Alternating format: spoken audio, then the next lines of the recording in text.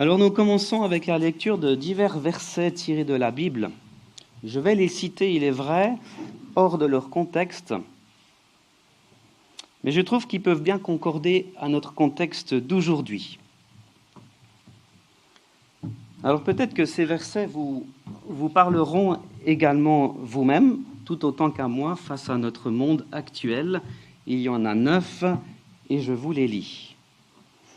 Arrêtez et sachez que je suis Dieu.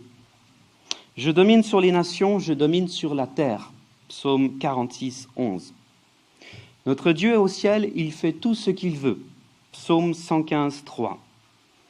L'Éternel est dans son saint temple, que toute la terre fasse silence devant lui. Habakkuk 2, 20. Ainsi par l'Éternel, le ciel est mon trône et la terre mon marchepied. Isaïe 66, 1. Que toute chair fasse silence devant l'Éternel, car il s'est réveillé de sa demeure sainte. Zacharie 2, 13. Qu'il sache que toi seul, dont le nom est l'Éternel, tu es le Très-Haut sur toute la terre. Psaume 83, 19. L'homme au regard hautain sera abaissé, et l'orgueilleux sera humilié. L'Éternel seul sera élevé ce jour-là. Ésaïe 2, 11.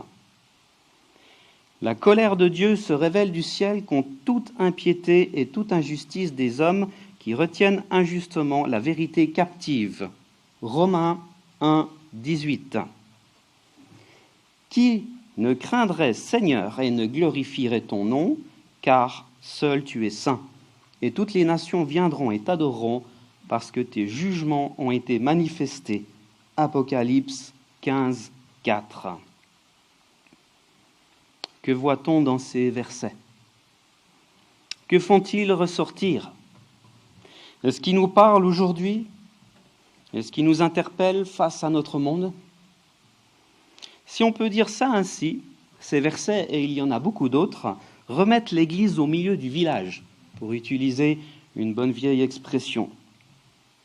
J'ai appris que cette expression « remettre l'Église au milieu du village » peut avoir des sens différents, soit en France, en Suisse ou en Belgique.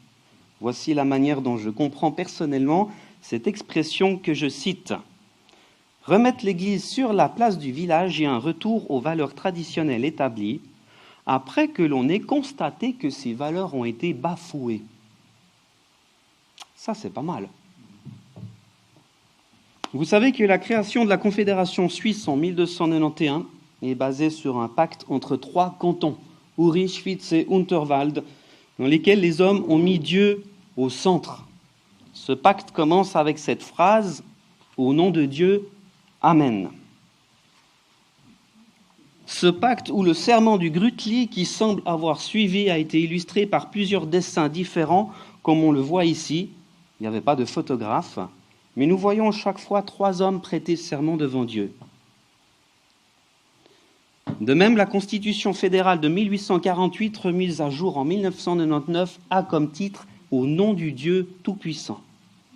Voilà les valeurs traditionnelles suisses. Et ce n'est pas peut-être pour rien que cette expression « remettre l'Église au milieu du village » prend l'image de l'Église qui représente la maison de Dieu. Alors, comme on l'a dit, on utilise cette expression pour exprimer un retour aux valeurs traditionnelles après avoir constaté qu'elles ont été bafouées. Et aujourd'hui, en effet, elles ont été bafouées. Dieu n'est plus au centre de notre société. Et pas seulement en Suisse, mais dans le monde entier. On essaye même d'effacer son nom un peu partout, comme par exemple avec l'hymne national suisse. Pour nous, enfants de Dieu, nous nous en rendons bien compte et nous désirons pouvoir remettre l'Église au milieu du village, ou plus clairement, voir Dieu revenir au centre de notre société, au centre de sa création. Mais est-ce que les chefs de ce monde, les gouvernements, les politiciens reconnaissent la gravité de ce problème? Non. Ils sont d'une manière générale beaucoup plus préoccupés à satisfaire tout le monde et à tolérer ce que Dieu ne tolère pas, afin que tout le monde puisse les apprécier, jusqu'à finalement rajouter des lettres à ne plus en finir. L, G, B, T, T, Q, I, A, P. Non, ce n'est pas du latin. Aux États-Unis, le sigle le plus long est LGBTQQIAAP. Lesbienne, gay, bisexuel, transgenre, transsexuel, queer, questioning, intersexe, asexuel, allié, pansexuel. Je n'ose même pas vous en donner les définitions de ces mots tordus, tellement c'est honteux. Dieu est malheureusement complètement oublié, bafoué, méprisé, et on s'étonne de ce qui se passe aujourd'hui. Colossiens 3, 5, 6, écoutez bien.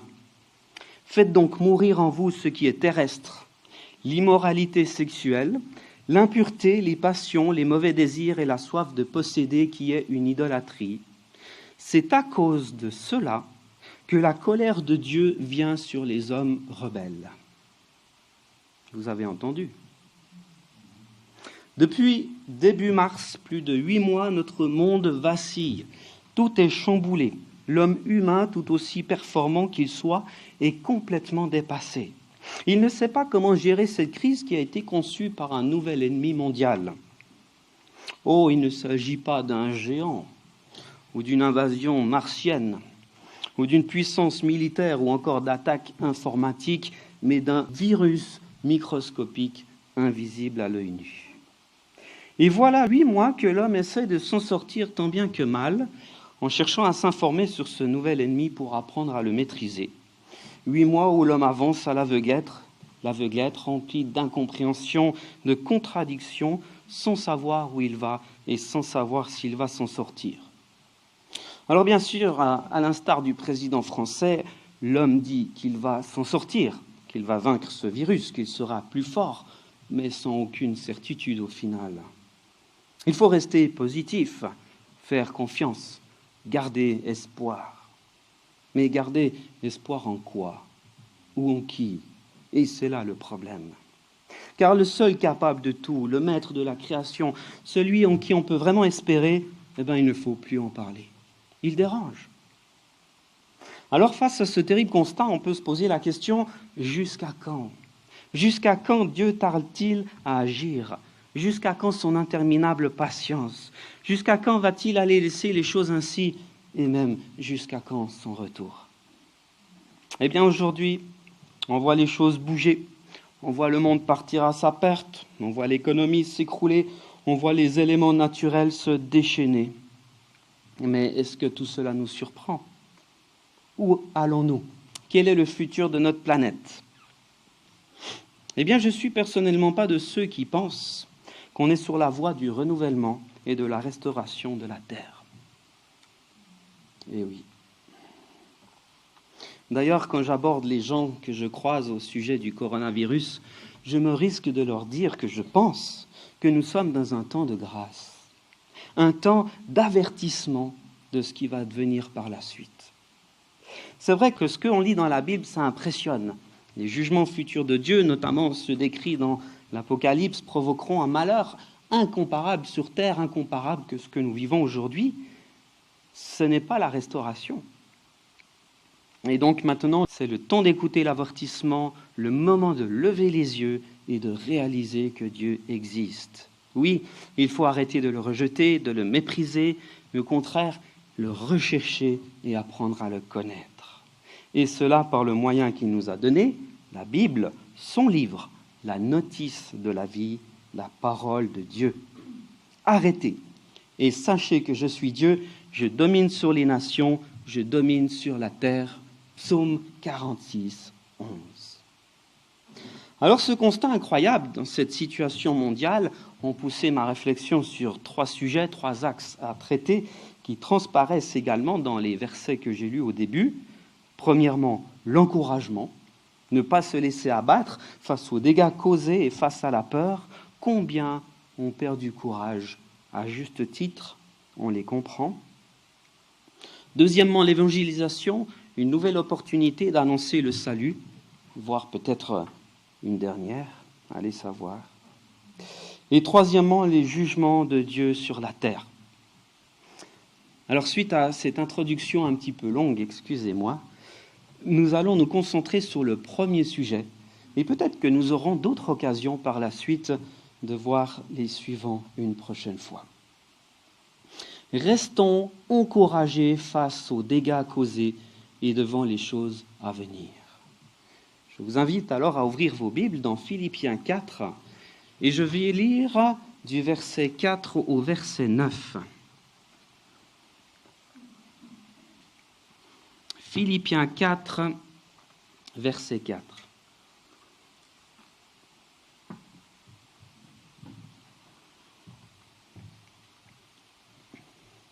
Réjouissez-vous toujours dans le Seigneur.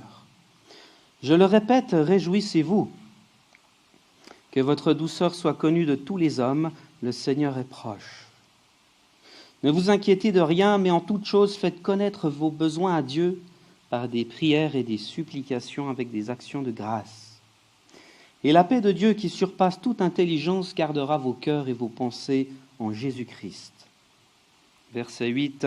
Au reste, frères, que tout ce qui est vrai, tout ce qui est honorable, tout ce qui est juste, tout ce qui est pur, tout ce qui est aimable, tout ce qui mérite l'approbation, ce qui est vertueux et digne de louange soit l'objet de vos pensées. Ce que vous avez appris et reçu, entendu de moi, et ce que vous avez vu en moi, pratiquez-le, et le Dieu de paix sera avec vous.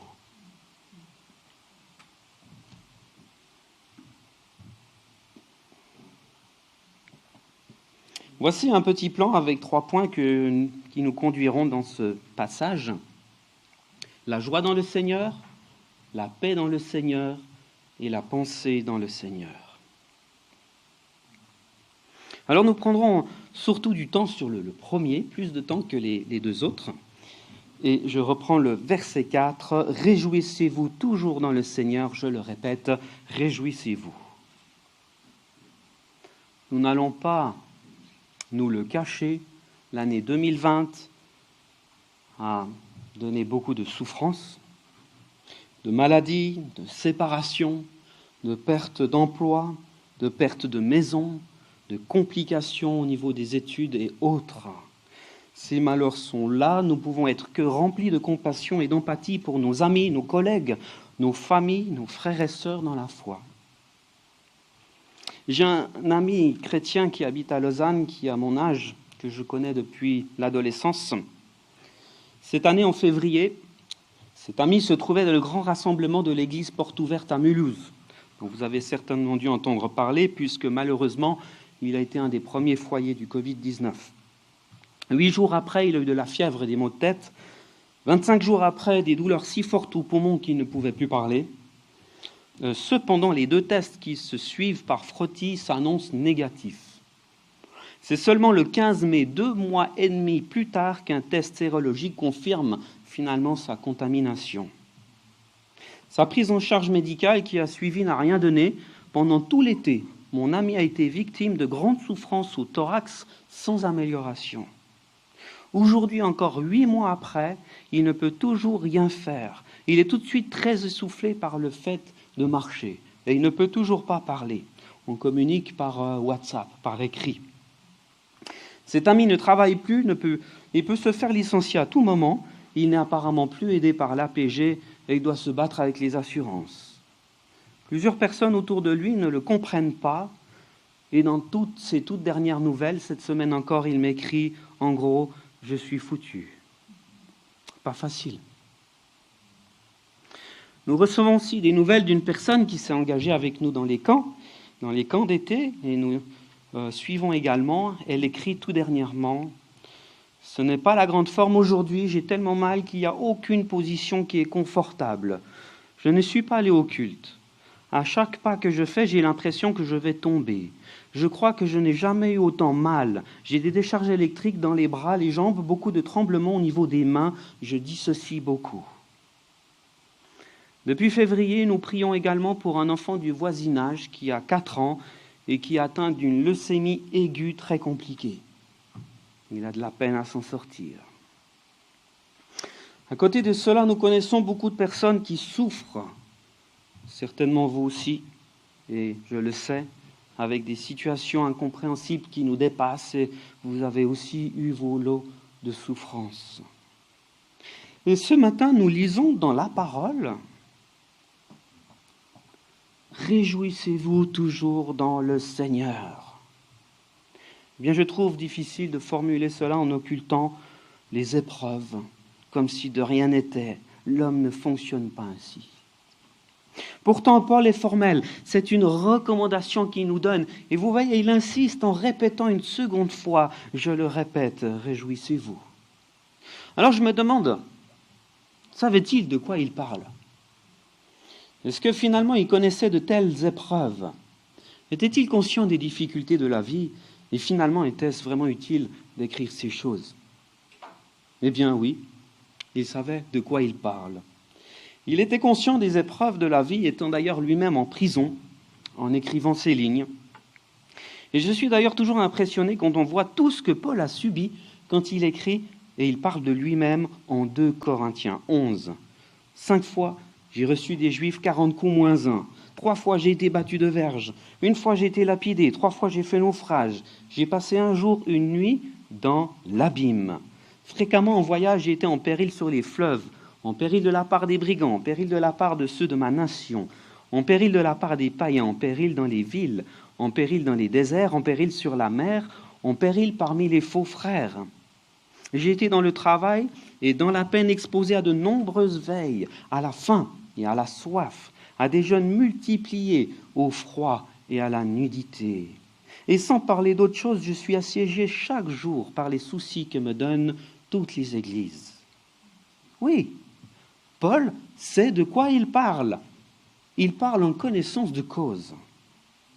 D'où cette question, faut-il s'appeler Paul ou être persécuté, côtoyer la mort à maintes reprises ou encore goûter à la prison pour vivre cette joie continuelle qu'il prescrit à toute l'église de Philippe? Alors bien sûr, quand on est en bonne santé, quand tout va bien, quand les choses nous réussissent, quand on est heureux, plein de joie, la vie est belle, c'est facile. Mais ce n'est pas de cette joie dont Paul veut parler ici, parce que cette joie, elle est éphémère. Plus tard arrivent à nouveau les coups durs, les épreuves, les difficultés, les tristesses.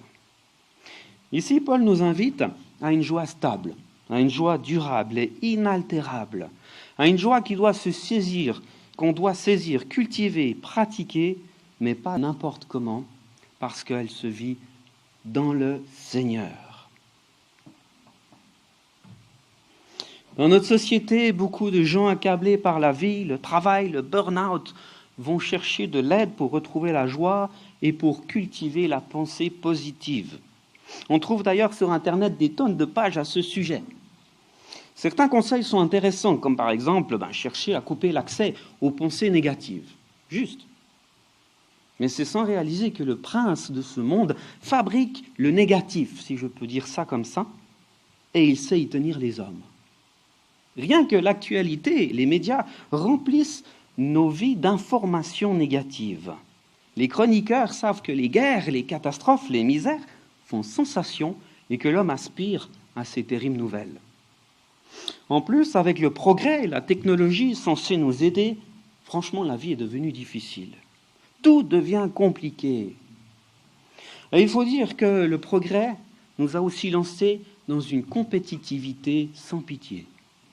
Combien j'entends de personnes dire à leur travail que le travail devient une source de stress, toujours sous pression, toujours à fond pour réussir à tenir le coup face à la concurrence.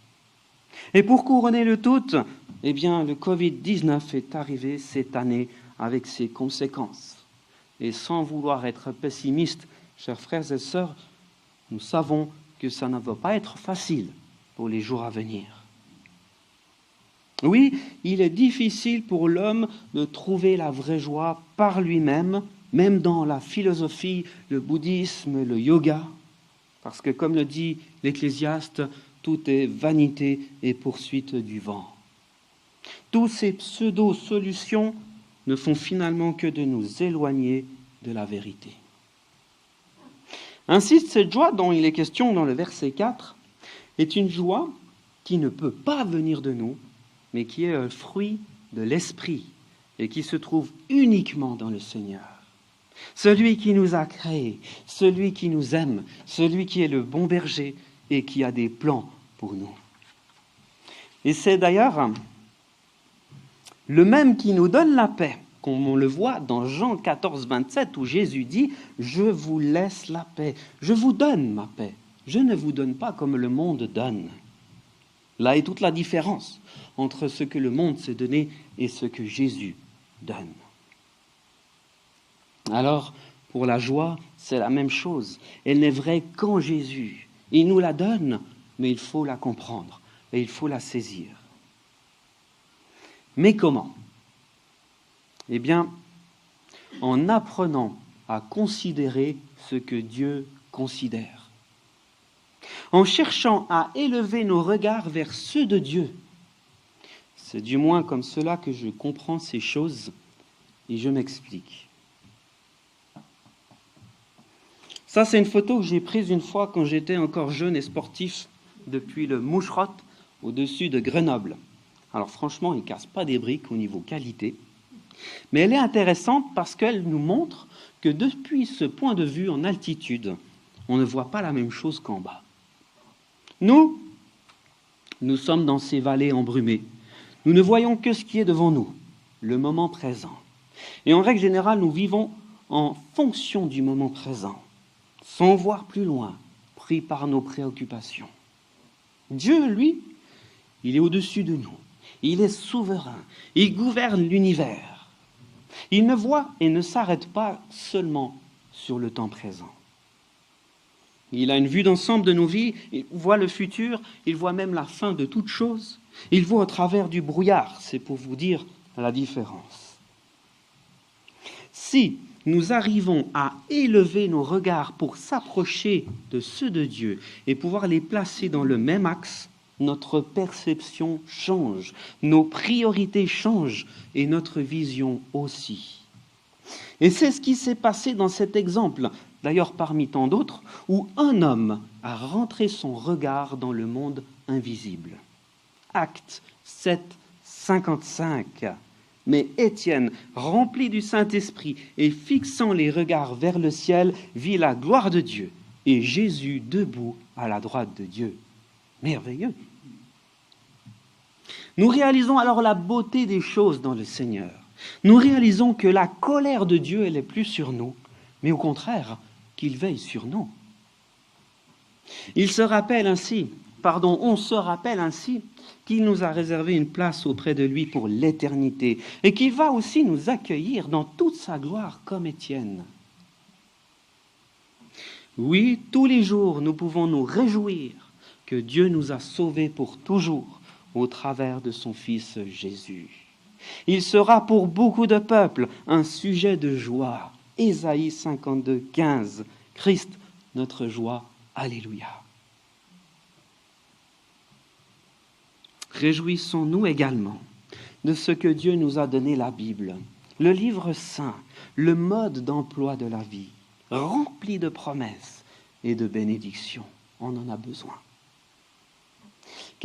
Parce que pour élever nos regards et les placer dans le même axe que ceux de Dieu, eh bien, sachez qu'il faut en fait pouvoir les plonger dans sa parole, en demandant au Saint-Esprit de nous la faire comprendre et en la mettant en pratique dans nos vies. Il y est écrit, « Celui qui aura plongé les regards dans la loi parfaite, la loi de la liberté, et qui aura persévéré n'étant pas un auditeur oublieux, mais en se mettant à l'œuvre, celui-là sera heureux dans son activité. » Jacques 1, 25.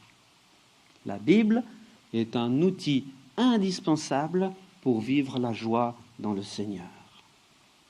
Ces diverses sources de joie dans le Seigneur que nous avons vues sont réunies dans un verset qui est Jean 5, 24 et que je vous lis. « En vérité, je vous le dis, celui qui écoute ma parole et qui croit en celui qui m'a envoyé a la vie éternelle et ne vient point en jugement, mais il est passé de la mort à la vie. » Gloire à Dieu. Gloire à Dieu. Bien sûr, il est juste de rappeler que nous pouvons bénéficier de toutes ces choses dans le Seigneur seulement si nous l'avons accueilli dans notre vie, si nous lui avons dit pardon, si nous reconnaissons que Jésus est mort à notre place, qu'il a pris nos péchés et le poids de notre condamnation sur lui. Ça, c'est la condition, parce que nul ne vient au Père que par lui, Jésus, Fils de Dieu, Jean 14, 6. Alors il est vrai, il arrive que les soucis de la vie, les difficultés et les préoccupations nous tombent dessus et nous affligent. Il se peut alors que les doutes reprennent le dessus et c'est normal. Il faut à ce moment s'arrêter et prendre le temps de remettre ça dans les mains de Dieu pour élever à nouveau nos yeux et les replacer nos regards en phase. Vous savez, j'ai parfois l'impression, je ne sais pas vous, que nous avons comme une sorte d'interrupteur que nous pouvons tourner. C'est comme si nous avions un circuit qui nous fait voir les choses de la terre et un circuit parallèle qui nous fait voir les choses de Dieu. Et en quelque sorte, ça représente le monde visible et le monde invisible. Et nous devons trouver un entre-deux. Quand on tourne cet interrupteur, on ne voit plus les choses de la même manière. On ne considère plus uniquement les choses comme le monde les considère, mais on se rapproche de la vision de Dieu comme nous l'avons vu. Et quand on arrive à considérer ce que Dieu considère, alors on réalise tout d'un coup que Dieu nous suffit, que Jésus devient notre tout. Et alors, à l'exemple de Paul, on peut tout abandonner dans ses mains, tout. En effet, comme le dit Colossiens 2,10, nous avons tout pleinement en lui, qui est le chef de toute domination et de toute autorité. Et à ce moment-là, quand Jésus devient notre tout, eh bien le reste du monde perd de sa valeur. Le reste du monde perd de sa valeur. Et j'aime beaucoup les paroles de ce chant. Vers Jésus, lève les yeux, contemple son visage merveilleux, et les choses de la terre pâliront peu à peu si tu lèves vers Jésus les yeux. Eh bien, nous avons besoin de demander à Dieu de nous aider à fixer nos regards sur lui. Et nous pouvons ainsi prier, Seigneur, s'il te plaît, aide-moi à voir comme toi. Donne-moi de me réjouir en toi. Donne-moi de cultiver cette joie et pour cela, de pouvoir fixer mes regards sur toi. Encore une chose à dire concernant la joie, non plus cette fois-ci sur un plan vertical, mais sur un plan horizontal. Nous nous rendons compte que la joie est contagieuse. Et c'est une bonne contagion. En effet, quand un petit enfant nous sourit dans la rue, eh bien ça nous fait sourire à notre tour, en règle générale. De même, la joie que Dieu nous donne, nous pouvons également la partager à d'autres, et il est bon de le faire. Nous avons besoin de nous encourager, de nous réjouir ensemble, de se faire du bien ensemble les uns les autres. Et Jésus exprime cela dans une parabole, celle de la femme qui retrouve sa drachme perdue, sa pièce de monnaie. Il est dit en Luc 15, 9, « Réjouissez-vous avec moi parce que j'ai retrouvé cette drachme que j'avais perdue. » Oui, il est bon de se réjouir ensemble dans le Seigneur, de partager nos joies. Il est aussi écrit en Romains 12, 15, « Réjouissez-vous avec ceux qui se réjouissent. » Mais il est également dit, « Pleurez avec ceux qui pleurent. » Il est bon de partager la joie, mais aussi les sentiments de tristesse, de partager les peines, de s'entraider à surmonter les difficultés.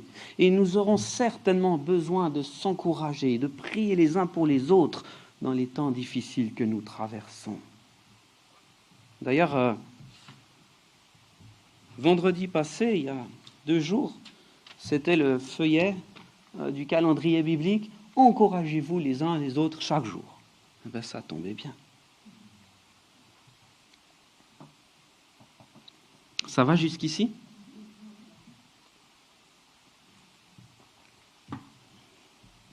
Alors, je vous propose d'avancer plus loin et un peu plus rapidement. Verset 5. Que votre douceur soit connue de tous les hommes, le Seigneur est proche. Que votre douceur soit connue de tous les hommes, le Seigneur est proche. Tout comme la joie, la douceur fait partie du fruit de l'esprit.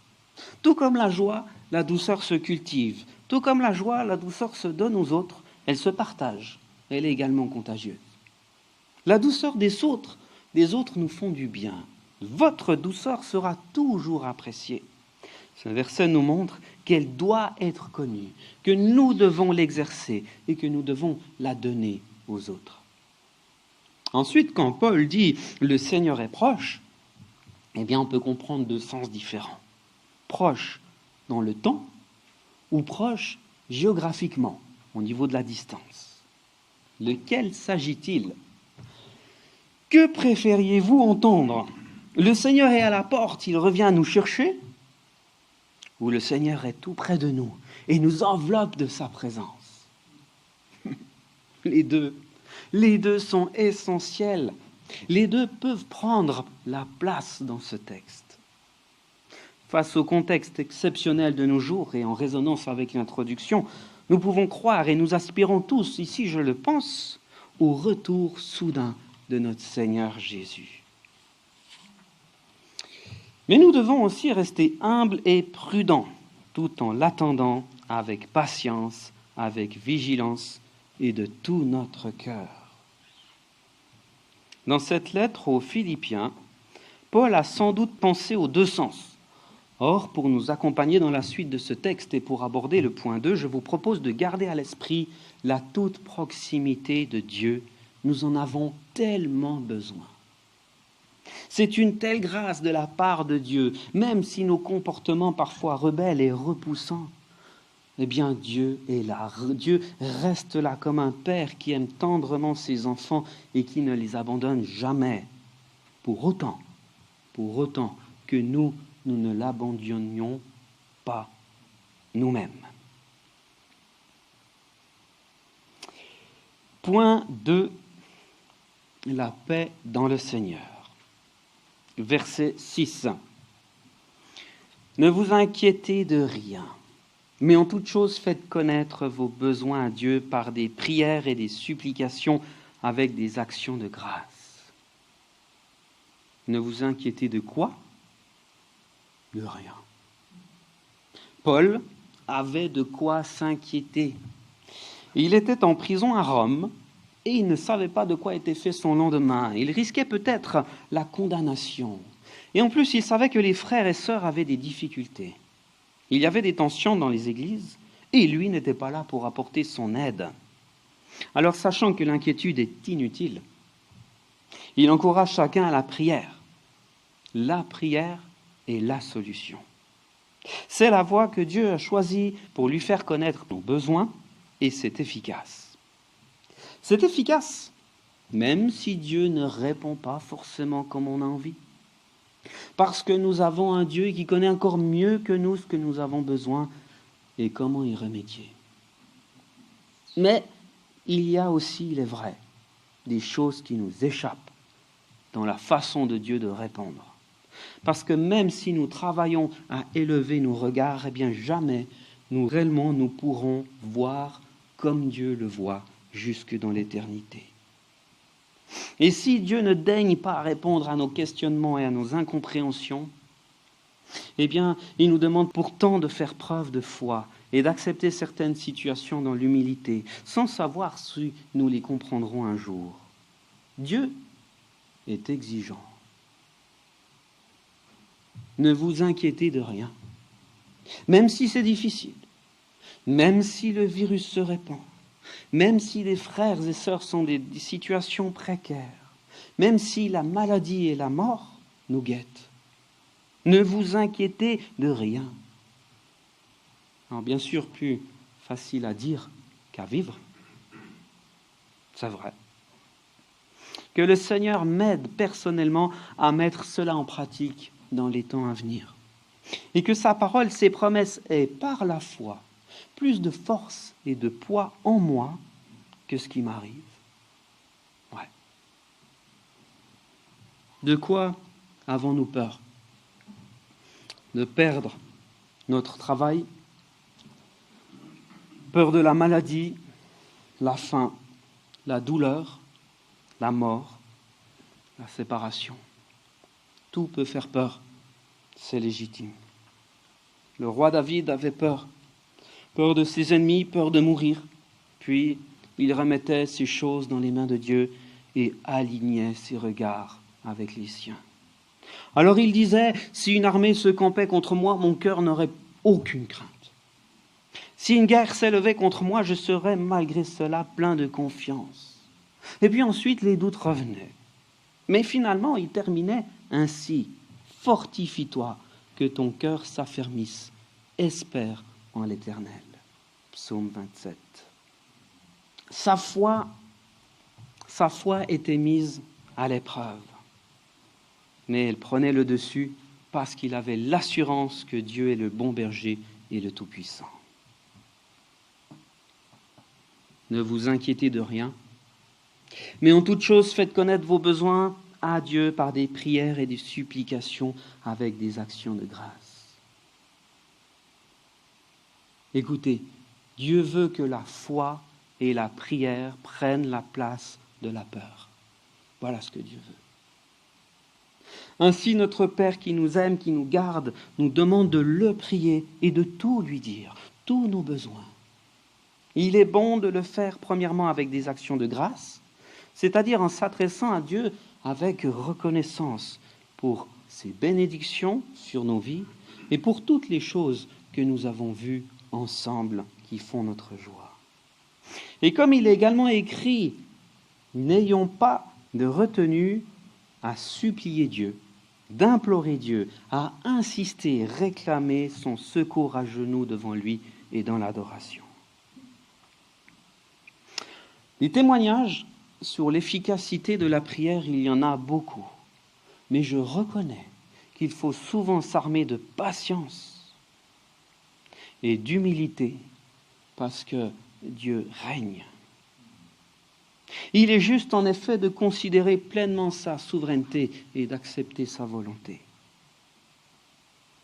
Alors en résumé, si on peut mettre en pratique tout ce que nous avons vu, c'est-à-dire se réjouir dans le Seigneur, aligner nos regards sur les siens, accepter sa souveraineté, lui faire confiance, placer nos requêtes dans ses mains avec supplication et action de grâce, eh bien, nous pouvons continuer dans la paix, puisqu'il est dit au verset 7, « Et la paix de Dieu, qui surpasse toute intelligence, gardera vos cœurs et vos pensées en Jésus-Christ. » De cette manière, Dieu nous assure de sa paix divine, en fixant nos cœurs et nos pensées, comme on l'a aussi vu ce matin, en Jésus-Christ. Ce qui nous amène au dernier point. La pensée dans le Seigneur. Nous allons voir dans cette dernière partie en quoi il faut diriger nos pensées pour qu'elles restent captivées dans le Seigneur, et avec la recommandation de Paul que je vous lis. Verset 8. Au reste, frères, que tout ce qui est vrai, tout ce qui est honorable, tout ce qui est juste, tout ce qui est pur, tout ce qui est aimable, tout ce qui mérite l'approbation, ce qui est vertueux et digne de louange, soit l'objet de vos pensées. Vous avez peut-être remarqué que tous ces adjectifs sont des qualificatifs qui décrivent Dieu. La vérité, comme le dit Jean 14,7, fait partie de Dieu, elle est en Dieu. Je suis le chemin, la vérité et la vie. La justice, la pureté habitent en Dieu. Dieu est 3 fois saint. Dieu mérite d'être honoré et aimé. Dieu est vertueux, disposé à faire le bien et à rejeter le mal. Dieu mérite bien sûr d'être approuvé. Et lui seul est digne de louange. Ainsi, tourner nos pensées vers ces choses pures, c'est tourner nos pensées vers le Seigneur. Si nous tournons nos pensées vers les choses du monde, alors nous nous détournons des pensées du Seigneur, nos pensées du Seigneur. Et si nous cultivons ces choses, les choses de la chair, eh bien, elles prennent la place à celles de l'esprit. Et là, c'est un combat. Un combat surtout qu'on voit à quelle vitesse les pensées filent quand le diable essaye de les canaliser à ses propres fins. Ainsi, là aussi, pour garder nos pensées fixées sur Dieu, eh bien, il nous faut nous entretenir dans sa parole. Je lis le dernier verset, verset 9. « Ce que vous avez appris, reçu et entendu de moi, Et ce que vous avez vu en moi, pratiquez-le, et le Dieu de paix sera avec vous. Waouh! Paul n'hésite pas de s'afficher comme étant un bon exemple de ces choses. Tout ce que nous avons vu dans ce partage semble être acquis pour lui. Alors, certes, Paul impressionne, même s'il n'était pas parfait. Mais son exemple nous montre que c'est possible de pouvoir suivre ces instructions et de pouvoir les pratiquer. C'est encourageant. Tout comme Paul, nous pouvons mettre ces versets en pratique, mais toutefois, je ne pense pas que nous puissions les maîtriser parfaitement. Et je vais conclure avec cela. Vous avez certainement remarqué que chaque instruction donnée par Paul est à l'impératif. Paul est sérieux. Ce sont des ordres, et il faut le faire. Mais dites-moi, être toujours joyeux, est-ce réellement toujours possible? Être toujours dans la paix du Seigneur, est-ce réellement toujours possible? Avoir toujours nos pensées fixées sur le Seigneur, est-ce toujours possible? Nous sommes encore dans ce monde avec le péché qui nous enveloppe si facilement. Ainsi, quand Paul ordonne de pratiquer cela, il n'attend certainement pas de ses lecteurs une maîtrise parfaite. Je crois que la Bible nous invite à exercer ces choses, à tendre à la perfection et à faire tout notre possible, mais on ne peut pas être parfait. Toutefois, ce qui est sûr et ce qu'il faut savoir, c'est que si nous voulons obéir à la parole de Dieu, si nous voulons honorer Dieu, si nous voulons rendre gloire à Dieu, cela demande des efforts, mais nous pouvons compter sur lui. Je crois qu'il faut prendre des résolutions et être prêt à payer le prix. Pour ma part, je sais que j'ai beaucoup à progresser et je nous invite à saisir cette opportunité pour travailler ces choses, cultiver la joie, fixer mes pensées sur Christ, prier en vérité, faire confiance à Dieu et mettre en pratique sa parole.